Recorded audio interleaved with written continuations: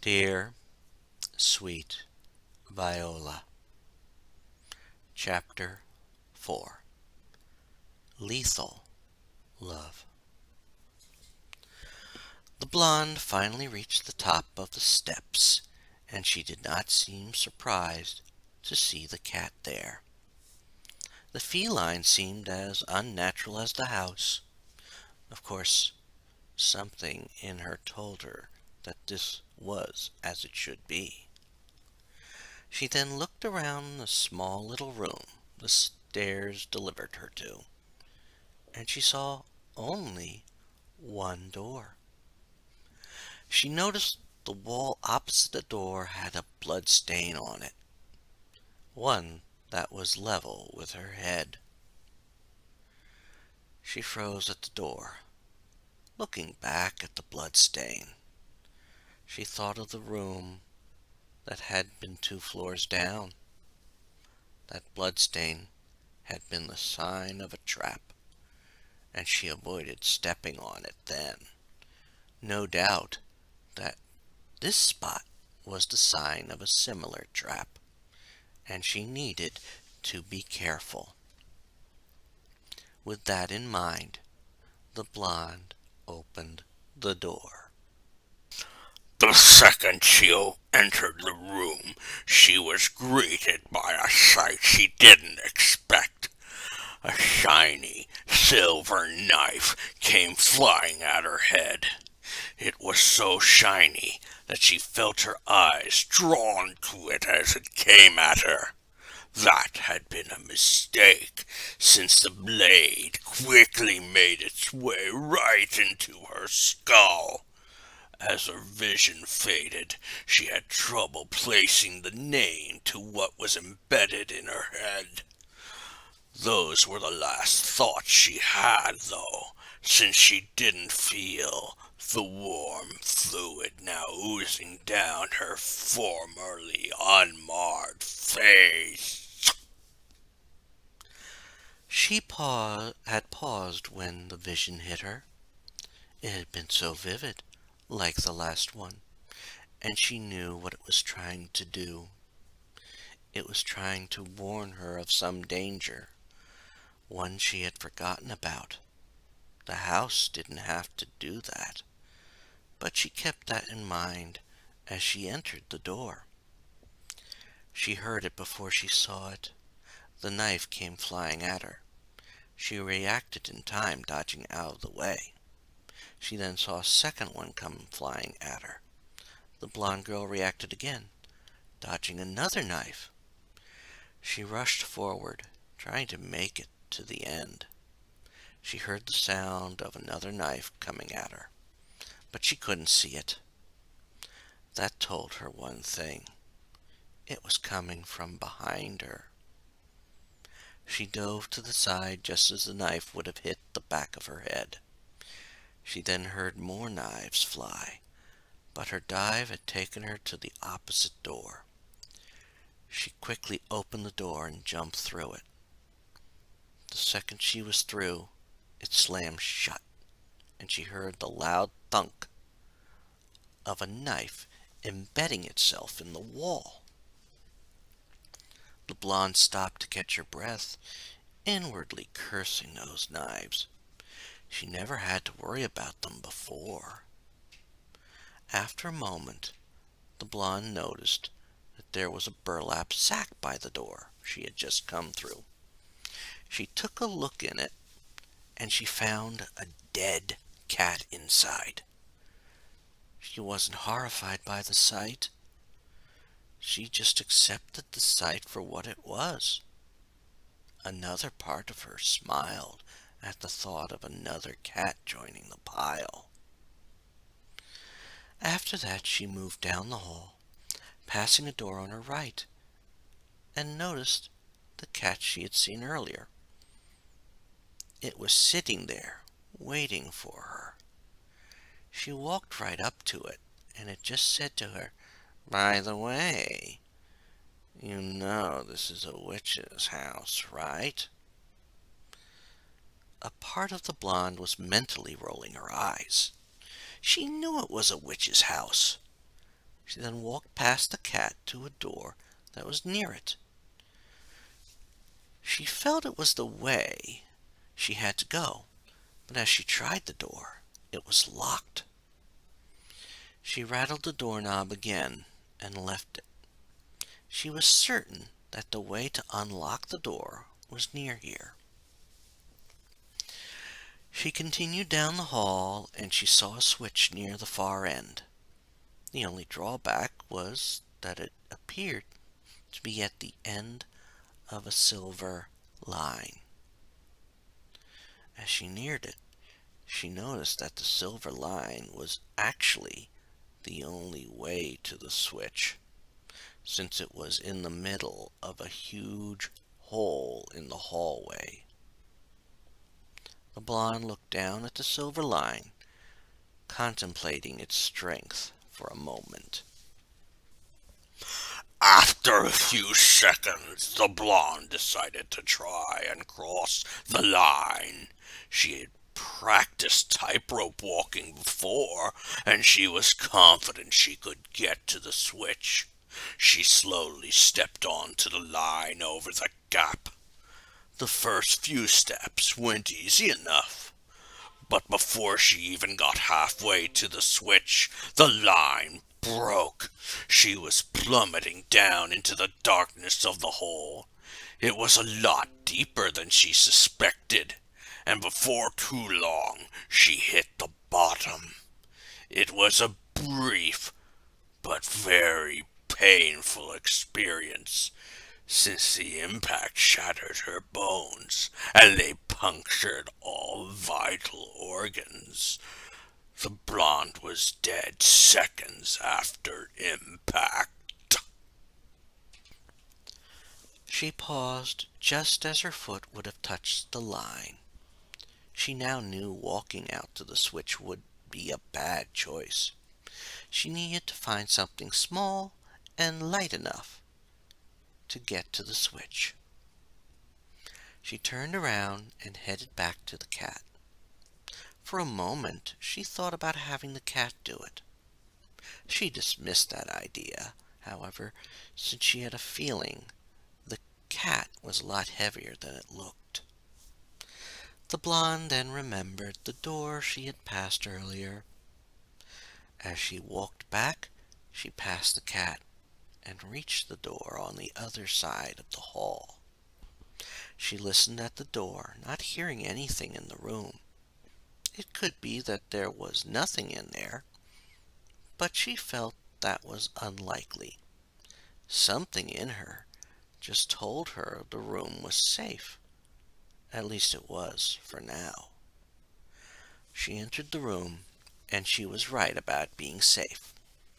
The blonde saw the room wasn't big, but contained a small pool, like an atrium seen in paintings of ancient homes.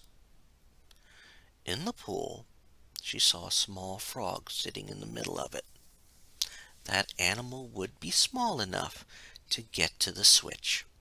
The blonde was certain of that.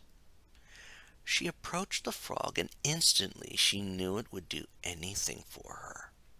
She also saw a note on the north wall. She quickly pulled the note off the wall and read it. "Do you like frogs?" She looked again at the frog and saw affection in its eyes.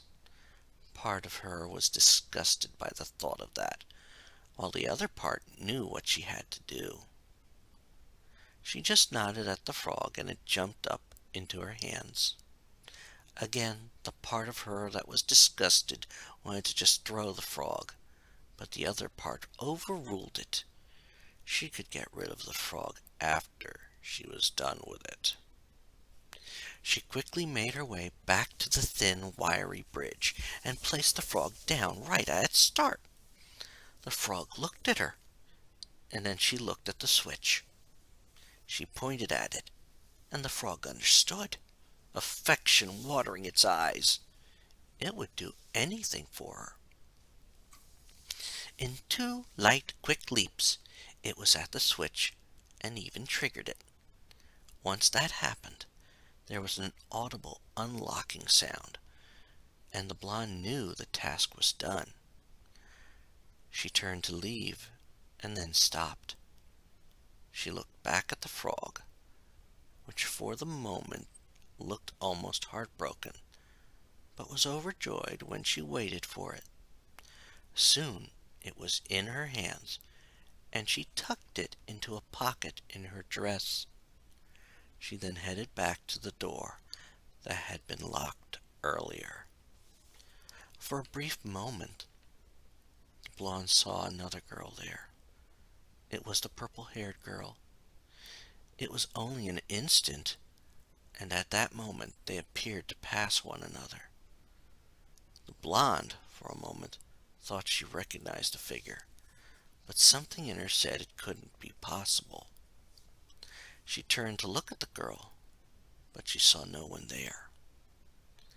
This caused the blonde to worry on some level in her mind, but the reason for that worry were unclear to her at the moment. She put the encounter out of her mind for the moment. She had to continue on. She had to figure out how to get out of the place, and the only way that made sense at the moment was the door she had just unlocked. Focused on that, the blonde walked past the cat and opened the door.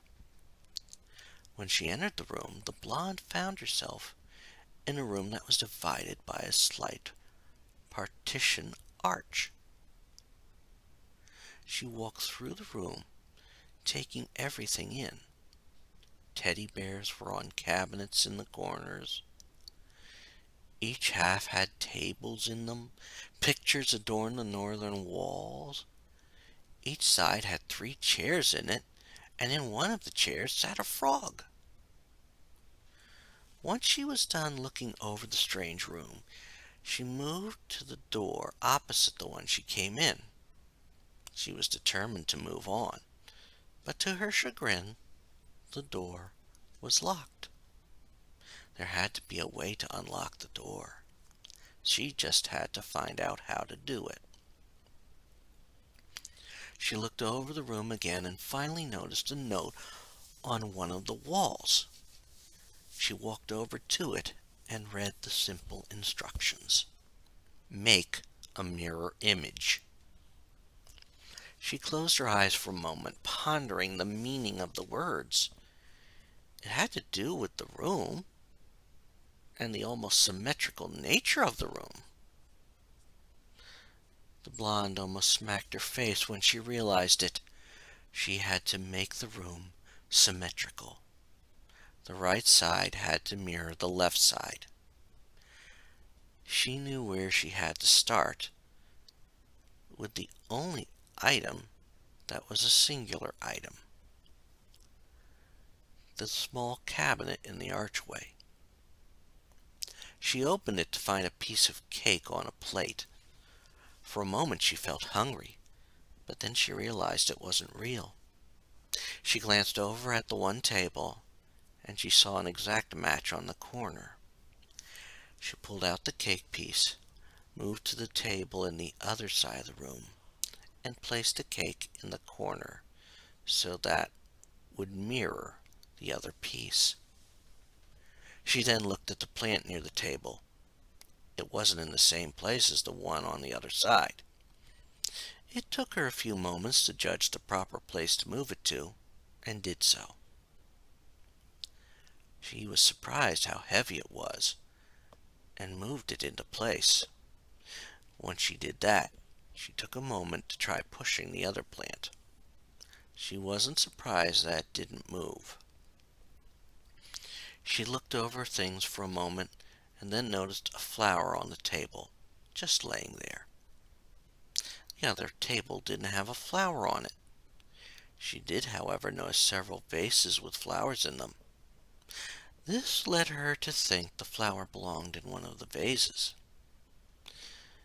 With that in mind, the blonde picked up the flower and walked around to all the vases, comparing them with the same vase on the other side of the room. Eventually, she found the vase that was missing a flower and put the flower in it. Once that was done, she looked over the room again, her eyes landing on the 6 chairs in the room. Only one was occupied, the one she saw with the frog in when she entered. At first, she figured the best thing to do was remove the fake frog. When she tried, however, she was surprised to find that the frog was stuck to the chair. After discovering this, she walked over to the matching chair on the other side. She pulled out the frog and sat it on it.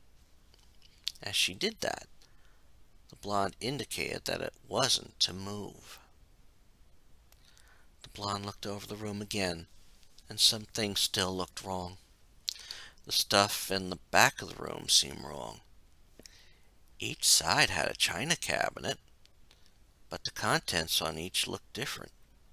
They were the same items, but in different configurations. It took her a few tries, but she eventually got them looking like mirror images of one another. Once that was done, she looked at the pictures. They were both different, but she discovered a switch molded into the frame of the one. By pushing it, the blonde saw the picture change slightly. This also took her a few tries to get the images to reflect one another, but she had done it. She then waited, certain she had everything right, but she never heard the click. The blonde looked at both sides of the room and scratched her head. Everything matched just as the note wanted. Then she looked at the note on the wall. It was the only thing that did not have a mirror image. Sure, she could rip it in half and somehow write the note in reverse, but that was too complex a solution. The best solution here was the simplest one. She grabbed the note and ripped it off the wall. Once she did that, she heard the door unlock, signaling that she could move on. She made her way to the door, pausing long enough to look over at the frog. The frog, in blind obedience, jumped out of the chair and joined her. In the next room, she saw a desk in the corner. She made her way to it, noticing the open book on it. It was another diary, written in the same hand as the others she had seen. This one read like this: "My father and mother didn't love me, so I X'd them. I've been in this house ever since." The blonde stepped back from the book, letting the words sink in. While one word was blurred out, she knew what the word was. It was something they had deserved. All the while the blonde thought that, she was clenching her fists hard. She was so mad she went to the door, ignoring the note on the wall next to the desk.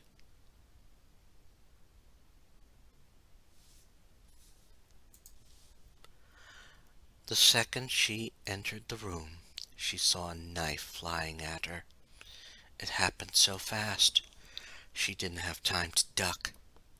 It didn't matter, though, as the blade passed right through her. It had not been real. Several more flew at her, but then through her as she neared a wider section of the room. She didn't understand why that happened, but she didn't question it.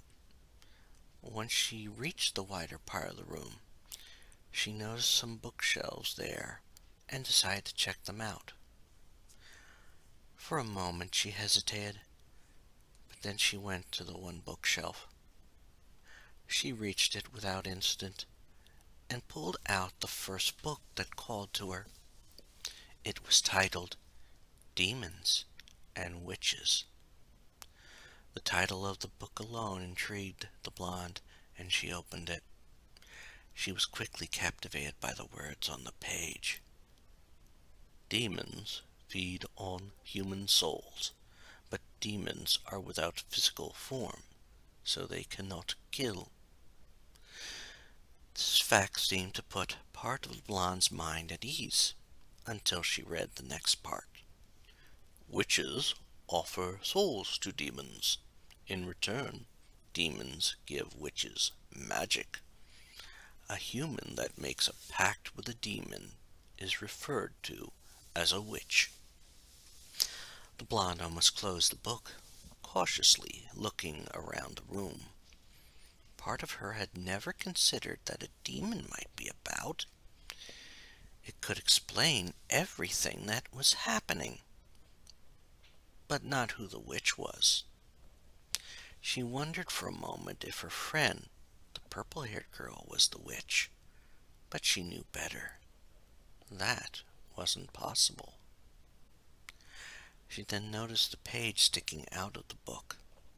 It had obviously been tore free of the book for some reason, so she pulled it out. On the page, she read something that seemed familiar to her.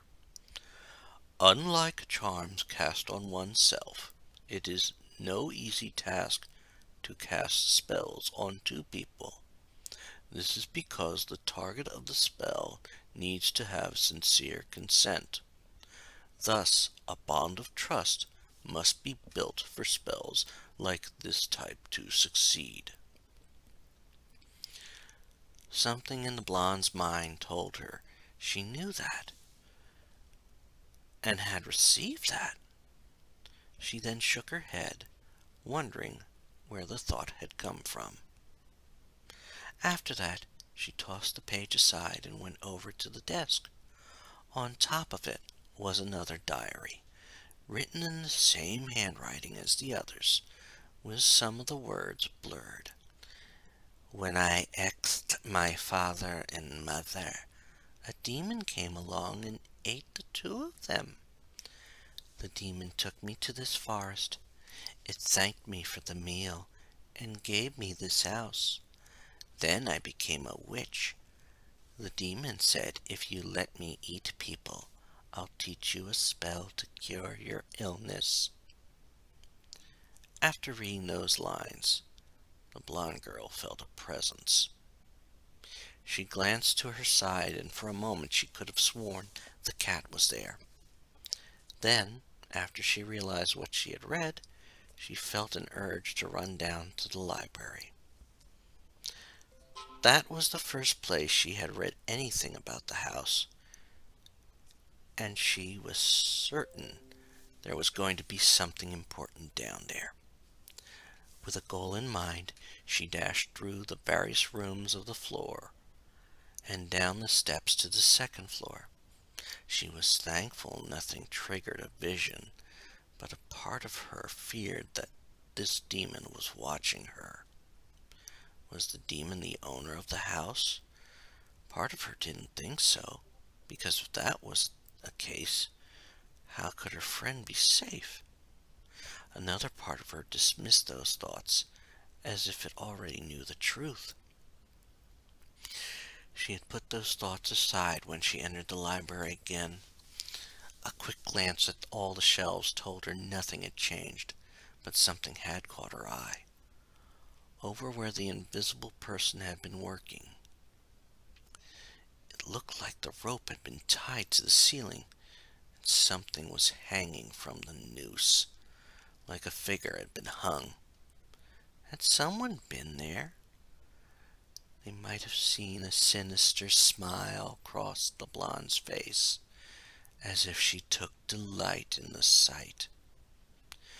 She was broken out of that thought, however, when something else caught her eye.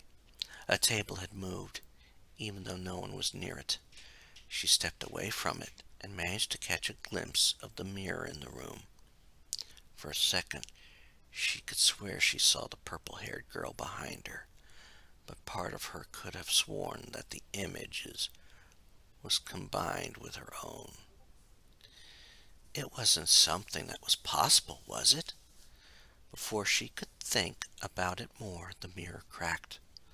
The blonde girl fled the room, not wanting to be the target of the bad luck that was sure to come because of a broken mirror. She quickly ran back up to the third floor and had almost made her way back to the room she had found the last diary and book. There had been a note on the wall. She walked over to it and read it, recalling briefly that she hadn't bothered to look at it last time. It read, "Through the next door and let nothing distract you." She thought back to when she had first entered the room, remembering the knife that passed harmlessly through her. She knew she didn't have anything to fear from the knife, so she returned to the room and started down the hall again. Again, a knife flew right at her, and she didn't plan on moving. At the last moment, however, she stumbled, falling to her side. The action, while not intended, did more than take her out of the path of the knife. It had caused her to be transported into a small room with no exit. As she looked around, trying to find an exit, she had a sense that something big was coming. She had been right, as in mere moments after entering that little room, a rock came down from above. This rock literally filled the room, smashing anything under it. Her death was swift and painful, as she ended up a bloody smear of gore under the rock. The blonde blinked again, realizing what would happen if she had moved out of the path of the blade. She even felt checking the bookshelf again would lead to that same place she saw in the vision. Straying from the center of the room would mean death. To that end, she walked down the center of the room. She kept that goal in mind as she ran towards the door. She quickly reached the door and got through it.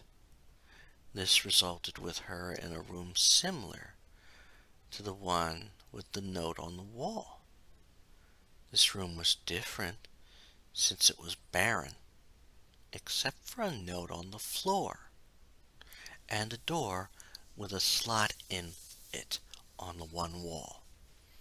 It was the only feature, and the blonde wanted to check the shelves again, also wanting to see if the cat was still there. This dull room could wait. She opened the door she had just come through, and to her surprise, the room she had just ran through was no longer there. The blonde could no longer check that room, so she returned to the new room and read the note. "He's hungry." She thought about those words and looked over at the door.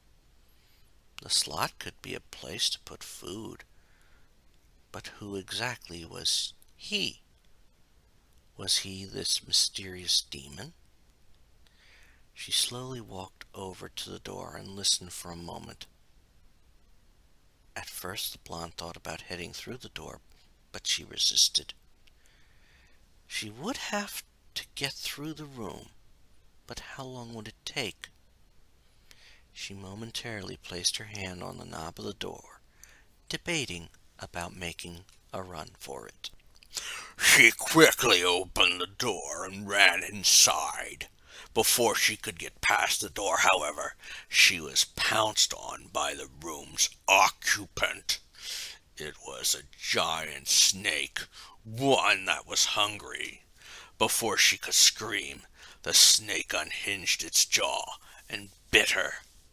Its two poison fangs pierced her body, and in seconds she couldn't move. It didn't matter, since the snake opens its mouth again, but this time it swallowed her.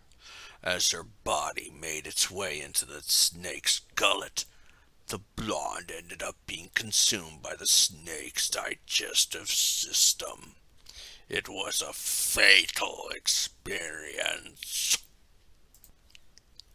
The blonde blinked her eyes again and took her hand away from the door.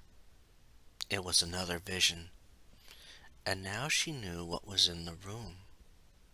She needed a way to get the snake to leave. It was hungry, so she needed to feed it. She then looked down at the frog, it still staring at her with love in its eyes. An evil grin crossed her face, and it looked wrong. All of a sudden, the frog showed a bit of fear. That didn't bother the blonde as she opened the slot of the door. At first the frog fought her, but she pushed it in. She made sure not to let her hand go through the slot, especially as she pushed so hard that the frog was sent flying into the room. She then slammed the slot shut. After that, she heard a large crunch and some movement in the room. In seconds, the room was silent, and the blonde chanced opening the door. Inside the room, she saw a huge fissure in the northern wall. For a second, she heard a slithering sound in the fissure, but the blonde knew better than going near it. She then headed out of the door to the south. She wasn't going to waste time in the room. As she left, however, she caught a glimpse of the frog, but it was transparent. That wasn't possible, however, since the blonde knew animals didn't have souls. Once outside that room, she saw a hallway full of cat statues. She had a feeling that this was all that was left of the floor, and so she made her way down the hall, passing each statue. Eventually, as she passed, she heard one say in a familiar voice, "A cat statue. Kidding. Don't ignore me." She paused, looking at it again. She knew there was something more about this cat, but she wasn't going to dwell on it. She needed to get out of here. She then continued down the hall to the steps to the next floor. As she passed the last statue, she managed to see the last statue spin its head. She didn't think much of it. What she didn't see, however, was that someone had manipulated the head. The person seemed to be invisible, but it was actually the image of the purple-haired girl. The purple-haired girl had done this for a reason. The very reason why the blonde girl had to make it to the room. The purple-haired girl wanted the blonde to remember the deal.